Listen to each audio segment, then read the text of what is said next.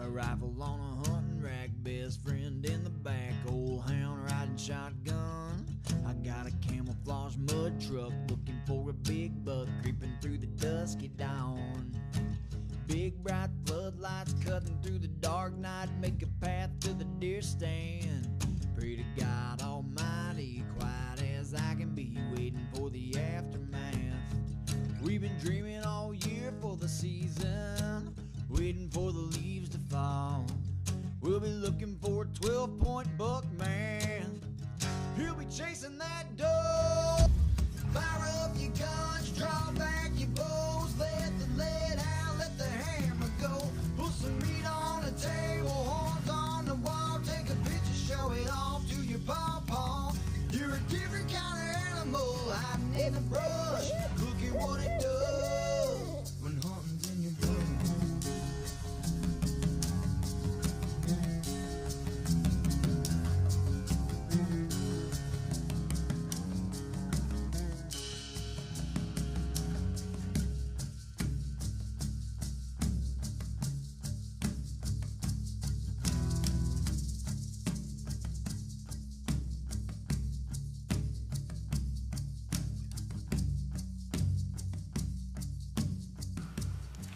September 21st,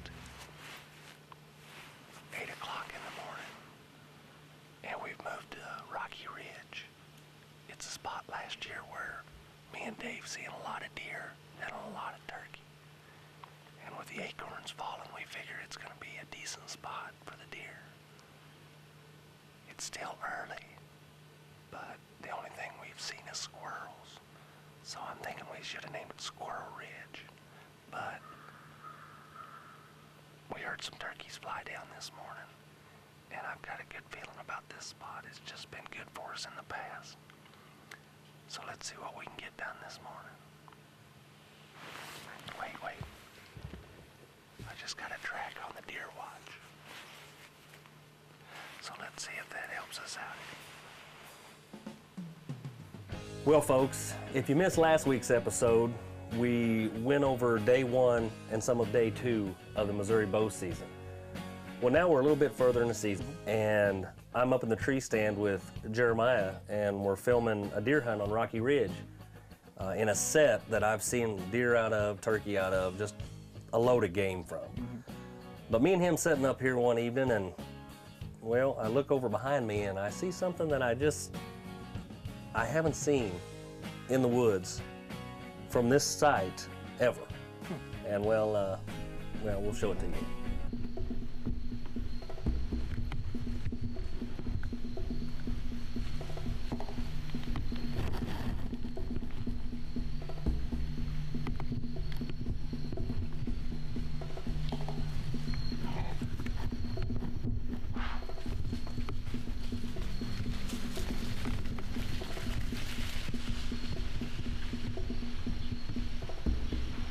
We had a sow and probably 10 little piglets there.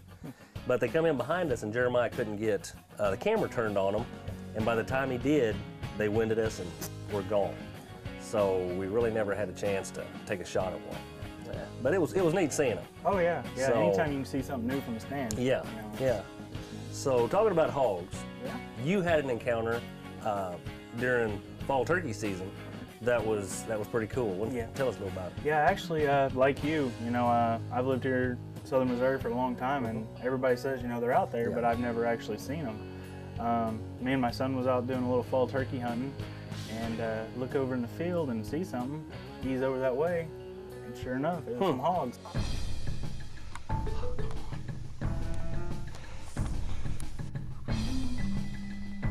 Hey, come on. It's on record. It's recording.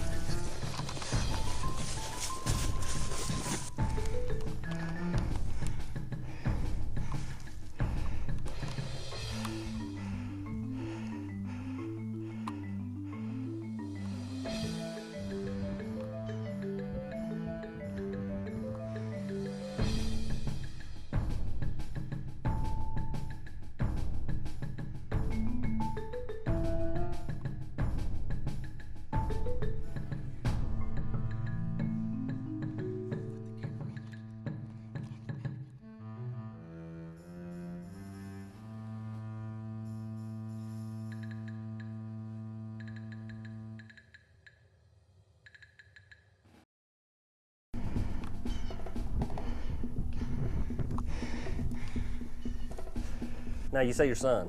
Yes. He was your cameraman. He was my cameraman, yeah. We got him here in the studio with us today, folks. We've got him. Keaton, come on over and join us. Get right up here with us. What can you tell us about this hunt? It was really shocking. It was shocking, you say. It was shocking.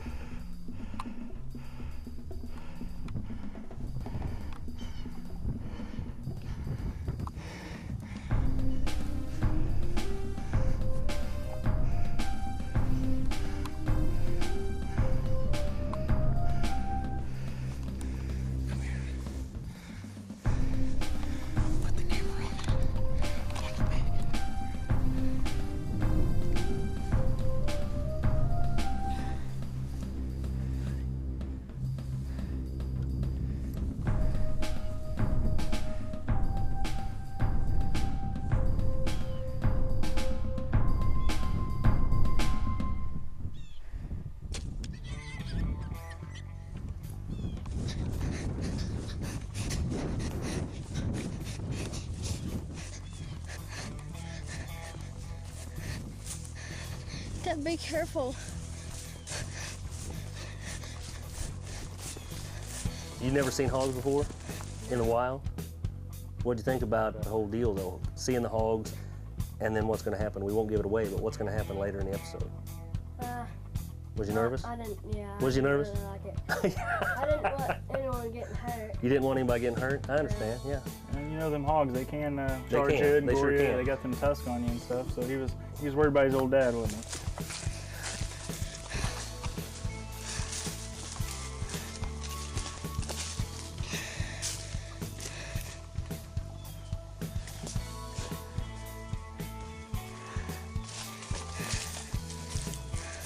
Well, folks, if you notice on some of this footage, and Jeremiah edited some of it out, but it was actually a long track. I mean, It was the whole thing. By the time we saw him and got a shot on him and everything, it was probably a good 12-15 minutes, I would say. I heard some heavy breathing. Well, Jeremiah, he does a lot of editing. Yeah. I ran for probably 2 or 3 minutes trying to catch up with him. Of course, he just leaves it where I'm breathing heavy because. That's the editor we got. Yeah.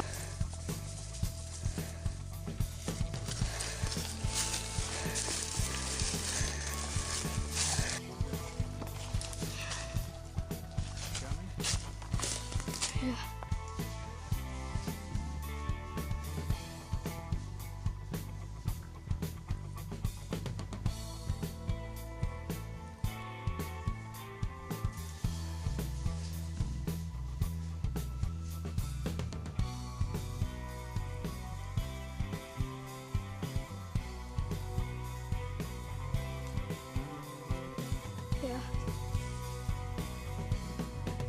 What happens if he wakes up? He's dead, bud. He's dead.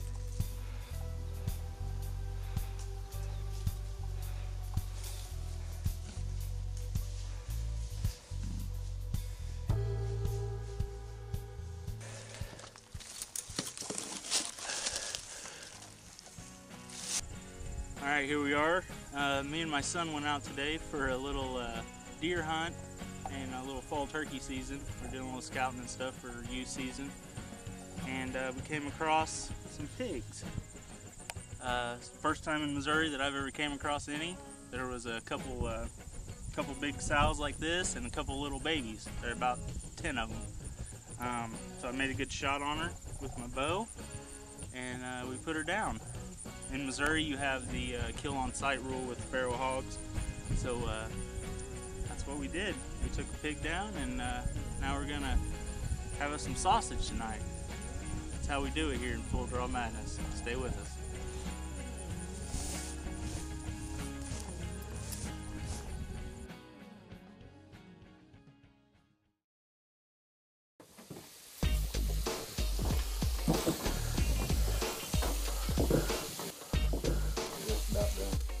They ain't too bad. I'd say it is. Not too bad at all. You will sometimes find a number 5 or a number 6 in one. A little rough on your teeth. Yeah. Well, you just gotta know it's there. Well, we're here today with the Bean Creek Outdoor crew. We got Joe, Wayne, Lucas. We're going to be discussing one of Joe's bow hunts that he was on this year. So come inside with us and let's get this underway.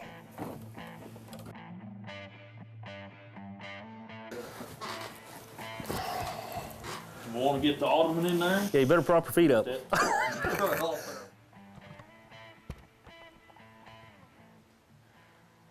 October 11th, 2013. My first attempt at video my own hunt. Anything that walks by is going to get it. Yeah, that morning, I think me and Luke had planned on going. I was going to video him. Yep. And then Jeremiah was going to go. So just kind of on the way down there, we decided that I was going to try filming myself. And I hadn't done that before. Camera. Yeah, we had an extra camera, an extra camera arm. So I said, well, I'll try it. I mean, give me the stuff, and I'll go see what happens. Yeah.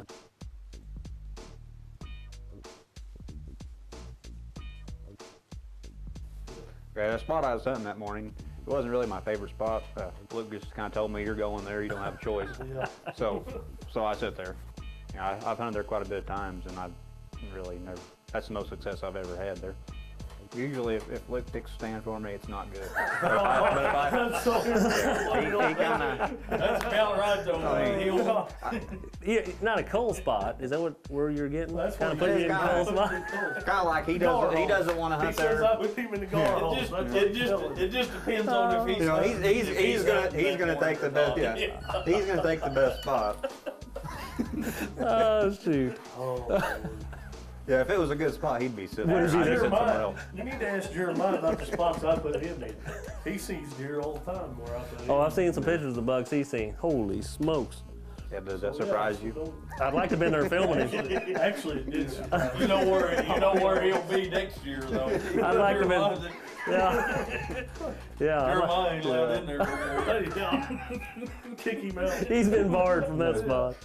You see too many deer there. He's gonna say, we didn't plant a food plot there this year. Yeah. I think we moved that stand. No sense even going down there. Yeah, we got cattle down there this year.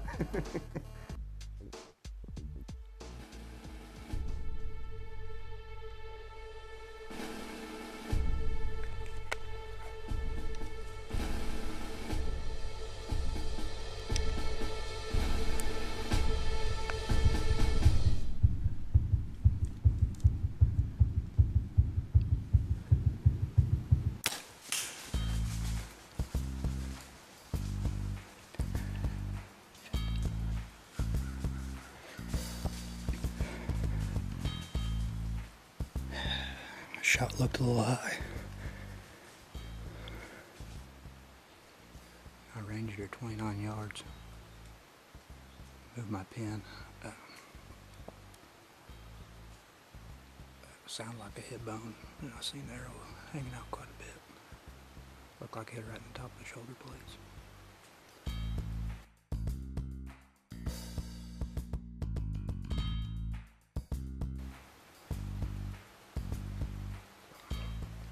She scored away, but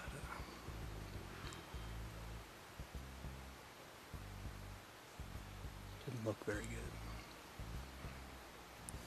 From right off the bat, I knew when I see her run off and the arrow hanging out, I didn't think it was going to be good. Yeah, I noticed the arrow. Now, you got a phone call Yeah. to help come and track this deer. Yes. What were you doing at that time? Me and Jeremiah was hunting another stand on that farm, and we'd seen a buck and a doe that morning. We didn't realize, we thought they was both does, but later after reviewing the footage, we seen a buck and a doe, small buck. It's coming right towards us. Can you see it? Right there. I'm on it. I'd found this spot. Acorns was starting to fall quite a bit. A lot of white oaks there. Seeing quite a bit of deer sign, and probably around 8 o'clock that morning, what we thought was two does come in, and turned out one of them was a small buck. There was so much foliage. Yeah, I seen that. You just never did give me a shot opportunity. They were about 30 yards probably. There was just no way that you could get a shot. But I'm kind of glad, because I didn't realize that was a little buck. I'd have been pretty disappointed. We just seen a couple of those that come up here and fed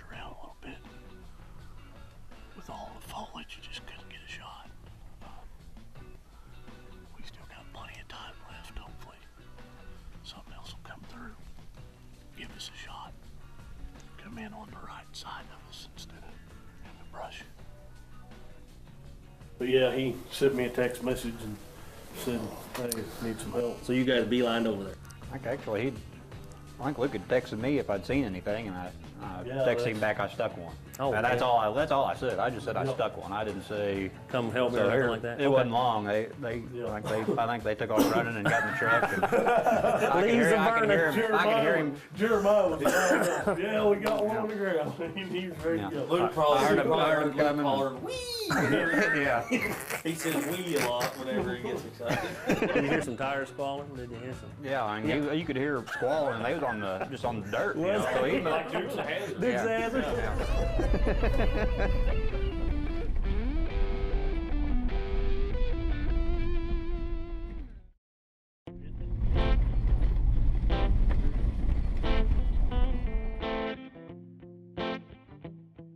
Yeah, we got down there and was walking down through there, and there was an arrow sticking straight up out of the ground.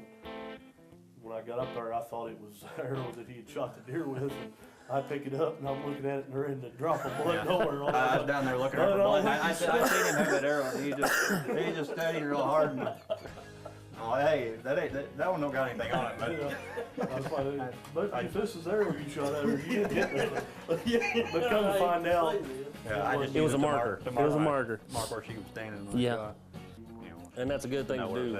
That's a good thing to do to mark your first, where you shot it, and maybe your next blood, where you find your first blood. Yeah, I'll set my hat, or I'll set something, hang something in the tree where I can know. Yeah. Yep. Take off my jacket or something. That's a good idea. Okay, it's been about 2 hours. It was about 8 when I shot her. We're gonna go up for some sign. See what happens. Maybe I can at least find my arrow. Nothing else. Where were you at this time? I don't know. Yeah, he's probably in bed. A lot of it sleeping. Yeah. So I seen on the video where you guys go over and you find a trail. You get on a trail. And let's go from there. We went down to where we found where she crossed the fence. I think that's where we found the first blood. Right there where she jumped the fence. we went quite a ways before we ever found any blood, like you were saying.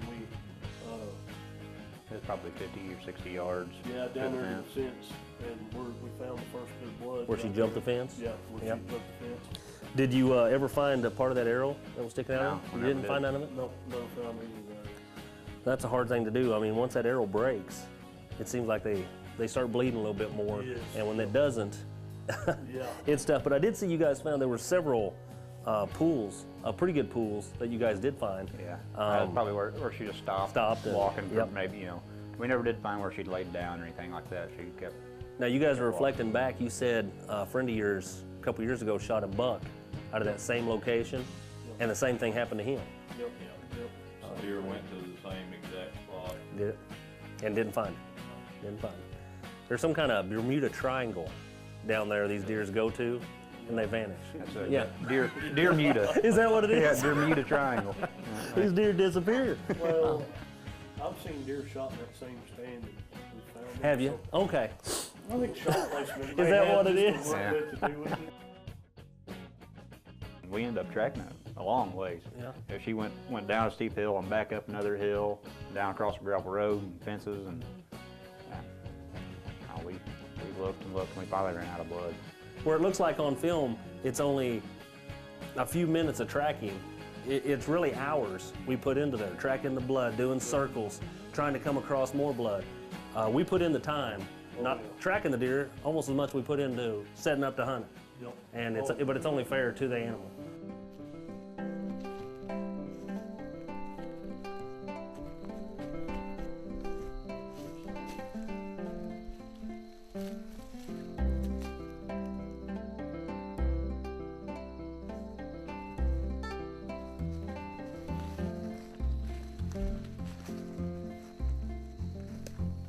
You never arrived on the scene. No, I never was on the scene. You never was on the scene. Now, if you would have been, would this outcome been different? Oh, totally. Totally different. Totally No, different. I can actually smell the deer So We have to put a leash on him. Do you? To hold him back. That's the whole Because thing. he'll run bum off and we can't find him. That's the bad. Yeah, that's the bad part of it. I really hate wearing that leash. It's real binding. Is it? Well, even though there was no recovery on this deer, by no means was this the end of your season. No, No. not even No. close. You know, that was just the very, very beginning. Yes. Pretty much. I'd only been out a few times. Well, that concludes today's show, folks. I want to thank Bean Creek Outdoor crew, Lucas, Joe, and Wayne, for joining us here today and sharing their hunts with us, sharing some of their knowledge and adventures they go on. We're going to have them on more this season because they were successful this year, and they're a big part of Full Draw Madness. I mean, they're not only our sponsors, but they're friends of ours, and we love hunting with them. We love talking with them, and so look for more of Bean Creek crew members here on Full Draw Madness. So Brad, what do we got coming up next week? Well, folks, we're going back before bow season to one of our annual frog gigging episodes. We had the whole crew there.